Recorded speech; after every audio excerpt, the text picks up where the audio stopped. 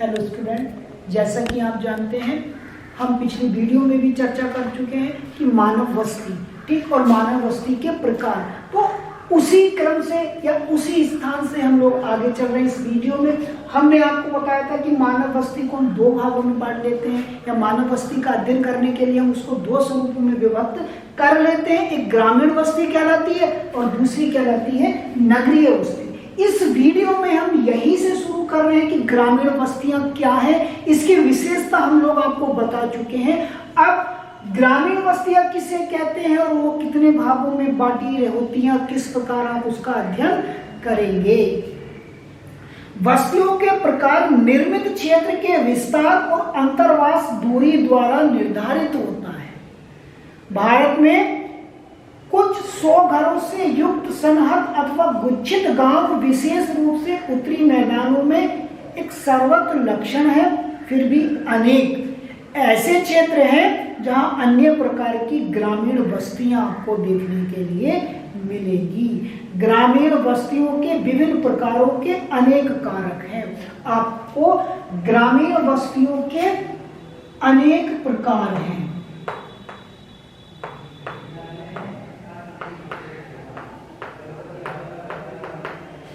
एक ग्रामीण बस्तियां अनेक भागों में बटी हुई, उसके स्वरूप को हम अनेक भागों में बांटकर क्या कर लेते हैं, अध्ययन कर लेते हैं। आप सोच रहे होंगे कि वो कौन से उसके भाग है या कौन से उसके प्रकार है।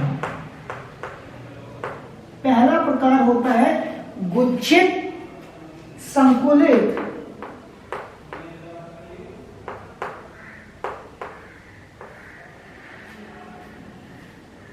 अथवा अकेंद्रित।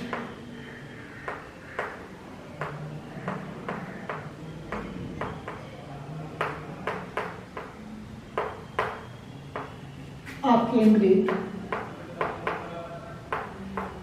ग्रामीण बस्ती, ये ग्रामीण बस्ती का पहला प्रकार है। इसको आप गुच्छित ग्रामीण बस्ती अथवा संकुलित ग्रामीण बस्ती या आकेंद्रित ग्रामीण बस्ती के नाम से भी पहचान सकते हैं। ऐसे ही एक और ग्रामीण बस्ती का प्रकार है जिसको हम अर्धगुच्छित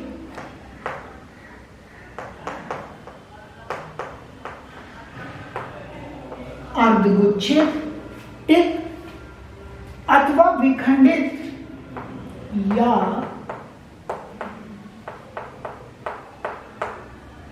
विखंडित ग्रामीण बस्ती। एक और ग्रामीण बस्ती का प्रकार जिसको हम अर्धगुच्छित या विखंडित ग्रामीण बस्ती भी कहते हैं। तीसरा पल्लीकृत ग्रामीण बस्ती। ठीक, ग्रामीण बस्ती का एक और प्रकार जिसको हम पल्लीकृत ग्रामीण बस्ती के नाम से जानते हैं। परीक्षित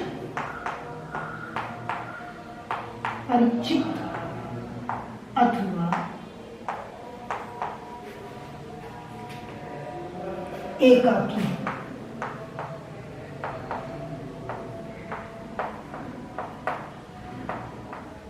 ग्रामीण बस्ती। तो बेटा हम ये कह सकते हैं कि जो ग्रामीण बस्तियां हैं, जो ग्रामीण स्थानों पर पाई जाती है, जो ग्रामों में पाई जाती है, उसके अनेक प्रकार हैं। ग्रामीण बस्तियों के प्रकार या ग्रामीण बस्तियों का अध्ययन हम निम्न प्रकार में बांटकर कर सकते हैं। पहला गुच्छित, जिसको हम संकुलित अथवा अकेंद्रित ग्रामीण बस्ती के नाम से भी जानते हैं। दूसरी जो ग्रामीण बस्ती का प्रकार है, जो स्वरूप है, उसको हम अर्धगुच्छित या विखंडित ग्रामीण बस्ती भी कहते हैं। तीसरी पल्लीकृत ग्रामीण बस्ती के नाम से पहचानी जाती है। और चौथी परीक्षित अथवा एकाकी ग्रामीण बस्ती कहलाती है। तो बेटा आपसे पूछा जाएगा कि ग्रामीण बस्ती के कितने प्रकार होते हैं, तो आप लोगों को याद रखना है। आपसे पूछ सकता है कि ग्रामीण बस्ती के किन्हीं 2 प्रकारों का नाम लिखिए, तो आप इनमें से 4 में से कोई से भी 2 प्रकारों का नाम आसानी के साथ बता सकते हैं। बेटा हम लोग चर्चा कर रहे थे कि ग्रामीण बस्तियों के विभिन्न प्रकार। ये जो ग्रामीण बस्तियों के प्रकार हैं, इनके लिए अनेक कारक और दशाएं उत्तरदायी हैं।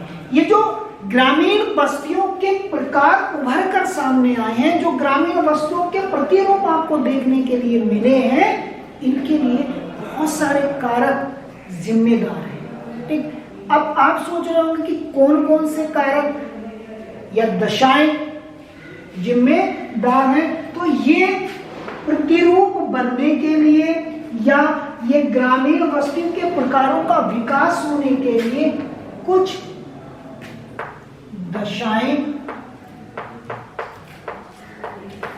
एवं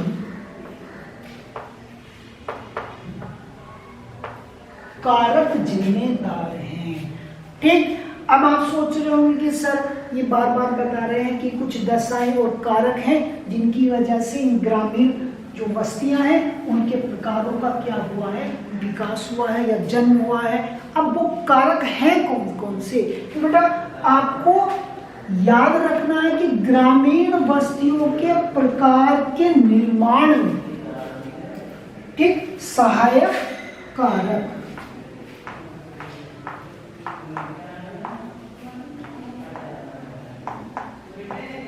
कारक या दशाएं जिनकी वजह से ये प्रकार क्या हुए हमारे सामने, इनका जन्म हुआ या इनका निर्माण हुआ। ये सहायक कारक कौन कौन से हैं?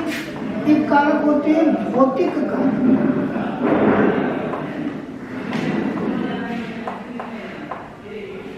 ठीक। दूसरा कारक होता है मानवीय या सांस्कृतिक कारक, ठीक। और तीसरा कारक है सुरक्षा कारक। बेटा आपसे क्वेश्चन इस तरह से पूछा जाएगा कि ग्रामीण बस्तियों के निर्माण में कौन कौन से कारक सहायक होते हैं, जिम्मेदार होते हैं, तो आपको बताना है भौतिक कारक, मानवीय कारक और सुरक्षा कारक। इन कारकों की वजह से ही इन प्रतिरूपों का क्या हुआ है, निर्माण हुआ है। अब बेटा आप सोच रहे होंगे कि भौतिक कारक है क्या, हम लोगों की समझ में नहीं आ रहा, ऐसा कौन सा कारण है जिसको हम इसके अंतर्गत शामिल कर सकते हैं। तो बेटा आपको समझना है कि भौतिक को प्राकृतिक भी कहते हैं, भौतिक प्राकृतिक नाम से भी जाना जाता है। इसका मतलब ये हुआ वो सारे कारक, वो सारी दशाएं जिसका निर्माण प्रकृति ने किया है। अब आप सोचिए ऐसा कौन सा कारक होगा, ठीक, जिसको प्रकृति ने बनाया हो। अब आप सोच रहे होंगे जल की उपलब्धता, ठीक, और प्रकृति की बनावट, जलवायु, ये ऐसे कारक हैं जिनको हम भौतिक कारकों की श्रेणी में क्या करते हैं, शामिल करते हैं। आपने देखा होगा कि अगर क्षेत्र पर्वतीय है, उबड़ खाबड़ है, तो वहां पर जनसंख्या या मानव आवास कम होंगे या ना होंगे, ना के बराबर होंगे। क्यों?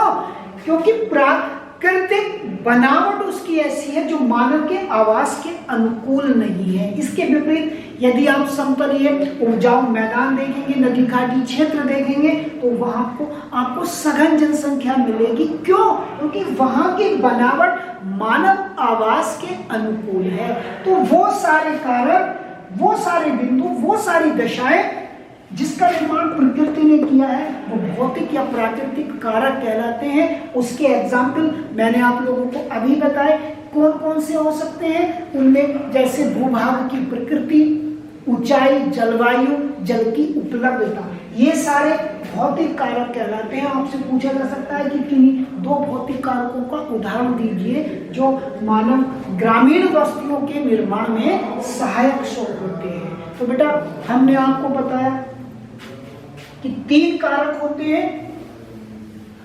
पहले कारक को हमने बताया भौतिक कारक,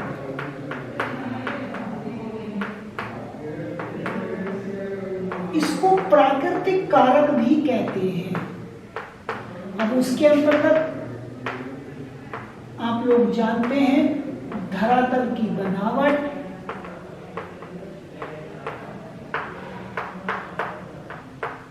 ऊंचाई, जलवायु, जल की उपलब्धता।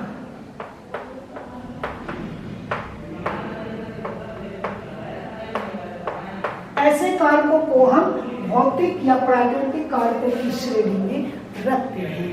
ठीक, ऐसे ही आपको मानवीय सांस्कृतिक कारक का उदाहरण मिल सकता है। तो वो कारक, वो दशाएं जिसका निर्माण मानव ने किया है और उनकी वजह से किसी स्थान विशेष में कोई भी ग्रामीण बस्ती का प्रकार का जन्म हुआ है, वो आप लोग क्या कहलाएंगे? मानवीय सांस्कृतिक कारकों में हम उनको शामिल करेंगे। जैसे सामाजिक संरचना, जाति, धर्म। ठीक, जो सामाजिक संरचना है,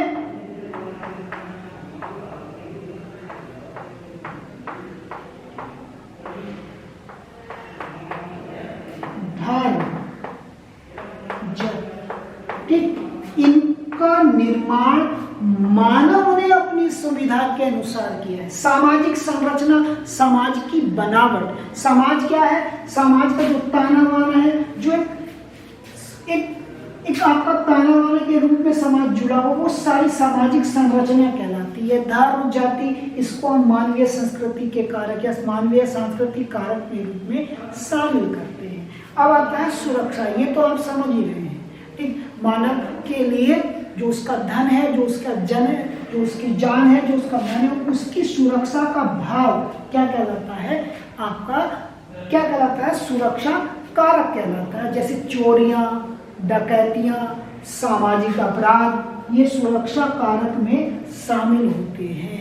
ठीक, तो ये वो कारक है जिनकी वजह से इनमें से किसी भी प्रकार की ग्रामीण मानव बस्तियों का क्या हुआ है? निर्माण हुआ है। तो बेटा आपसे यहाँ से कुछ क्वेश्चन पूछे जा सकते हैं, वो आप आसानी के, अगर आप वीडियो देख रहे होंगे तो आसानी के साथ उनका आंसर दे सकते हैं। पहले क्वेश्चन यही पूछा जा सकता है कि ग्रामीण बस्तियों के प्रकारों का नाम लिखिए, तो वो आप लोग की याद है। या आपसे पूछा जा सकता है कि इन जो ये ग्रामीण बस्तियों के प्रकार है, इनके विकास में कौन कौन से कारक सहायक है, तो आप लोग उसका आंसर भी जानते हैं। कौन कौन से कारक है अपने अंतर मन में आप देखिए, तो कौन कौन सा कारक है आपको आंसर मिलेगा? भौतिक कारक, मानवीय सांस्कृतिक कारक और सुरक्षा कारक। आपसे इन्हीं कारकों की कोई एक दो एग्जाम्पल पूछा जा सकता है, तो वो एग्जाम्पल आपके पास मौजूद है। भौतिक कारकों में हम धरातल की बनावट, ऊंचाई, जलवायु, जल की उपलब्धता आदि कारकों को शामिल करते हैं, और मानवीय कारक में हम सामाजिक संरचना, जाति और धर्म आदि कारकों को शामिल करते हैं। अगर सुरक्षा कारकों में देखेंगे तो हम चोरी, डकैती, सामाजिक अपराध जैसे कारकों को हम सामाजिक कारक में क्या करते हैं? सामाजिक की सुरक्षा कारक में क्या करते हैं? शामिल करते हैं। अब आपको बेटा ये पता चल गया कि ग्रामीण बस्तियां कितने प्रकार की होती हैं। अब हमें ग्रामीण बस्तियों के प्रकारों का विस्तार से अध्ययन करना है। आप ये जानते हैं कि ग्रामीण बस्तियां निम्न 4 प्रकार की होती हैं, जिनको हम 4 भागों में बांट के हम उनके प्रकारों में क्या कर सकते हैं? अध्ययन कर सकते हैं। पहला प्रकार है गुच्छित, संकुलित अथवा आकेंद्रित ग्रामीण बस्ती। ये वो पहला प्रकार है जिसका अध्ययन, जिसके विषय में हम यहाँ पर जानकारी क्या करेंगे? प्राप्त करेंगे। बेटा नाम से ही पता चल रहा है गुच्छित। अगर आप इस शब्द को अपने दैनिक जीवन में जोड़ के देखें तो इसका अर्थ आपको आसानी से मिल जाएगा। गुच्छित का मतलब होता है पास पास, बहुत पास पास, ठीक, एक दूसरे के समीप। उसको हम गुच्छित, संकुलित अथवा आकेंद्रित के नाम से जानते हैं। इस शब्द से ही इस पहले प्रकार के विषय में आपको आसानी से पता चल जाएगा। शब्द का अर्थ देखिए, मैं आपको पहले भी कई बार बता चुका हूं कि उस शब्द के नाम से ही उसके विषय में जानकारी प्राप्त हो जाती है।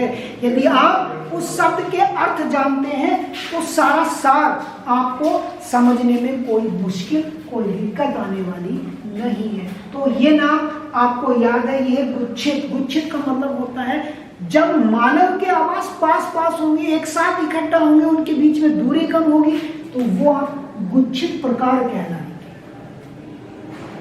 और गुच्छित का मतलब गुथे हुए भी आप समझ सकते हैं, जिनके बीच में स्पेस कम हो, दूरी कम हो, वो गुच्छित शब्द कहलाता है। तो उससे आप अंदाजा लगा सकते हैं कि गुच्छित में मानव जो बस्तियां हैं, जो ग्रामीण क्षेत्रों में ये बस्तियां विकसित होंगी, वहां आवास कैसे होंगे आप समझ गए होंगे मैं कहना क्या चाह रहा हूं। मैं आपको बताना ये चाह रहा हूं कि गुच्छित शब्द से पता चल रहा है कि हम गुच्छित ग्रामीण बस्तियों के अंतर्गत ऐसी बस्तियों को शामिल करेंगे जहां मानव आवास पास होंगे, उनमें ज्यादा डिस्टेंस, ज्यादा दूरी ना होगी।